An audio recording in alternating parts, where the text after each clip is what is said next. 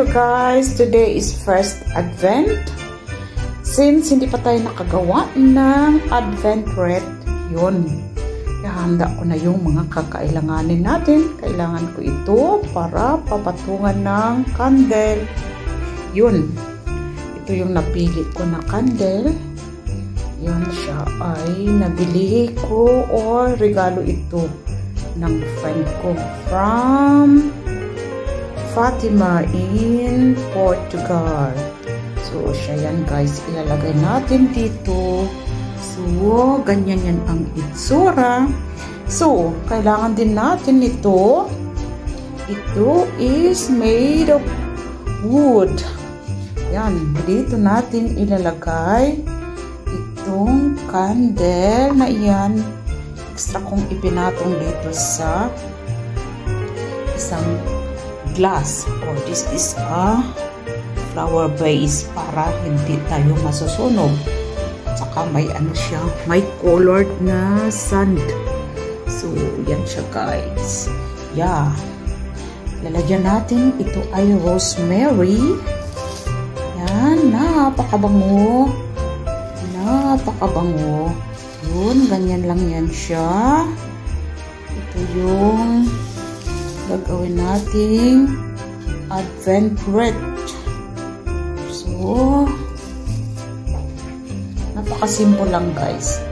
Pwede din natin lalagyan ng mga pine trees, pero mas gusto ko ito ang gagamitin natin kasi mabango ang resulta ng living room natin. Tayo ay nandito sa kitchen namin para yung dumi ay hindi magkalat. So, yan. Ganyan siya guys. So, yan. So, iti may green na tayo, di ba? Yan. Tapos, ito yung mga Christmas balls. Ilalagay lang natin sa mga gilid-gilid. So, napili ko itong pula na balls na may kunting design para at least ikintab din kunti ang ano natin. So, siya. Ganyan lang yan siya guys. Itong mga decoration ko na ito siya ay mga luma na. Yan. So, dagdagan din natin ng napakagandang violet. Yan. Ito ay bunga ng pine tree. Nilagyan lang ng kulay. Yun, kaya nagiging ganito siya. So, here is it. So, ito na yung ano natin, yung Advent wreath.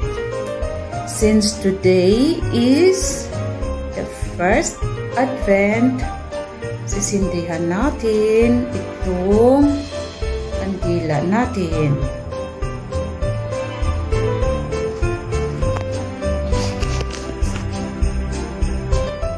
So guys, tapos na ang Christmas wreath ko. Yan, ganyan yan siya. Yan. Every Sunday, sisindihan yan siya. Every Advent. Since today is first Advent. Yan. Emergency ko din yung ginawa. At nabuo ko na rin.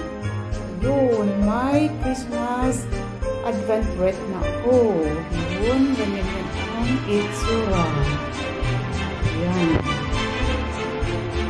Diba guys? Ang dali lang gawin.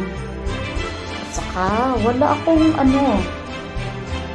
gastos kasi ito ay mga lumang decorations. Ito namang rosemary is for my garden. At saka itong kandila, regalo ng friend ko long time ago pa, mga 3 years na ito. Ito naman siya ay dati na rin. Yun. Mga recycled materials lang ito. Maliban sa rosemary, siya ang bago lang dito. Fresh from my garden. So, Oh, hell is it? So guys, ito naman yung pangalawa kong Christmas decoration. Yan. Mga recycled materials. Siya ay mga mga fundos ko. Matagal na ito sa sa basement. Yan. Wala akong gastos, guys. Talagang nakaka-save din tayo. Diba? Ang dali lang natin gawin. Itong mga balls ng Christmas tree. Yan. So, this is it.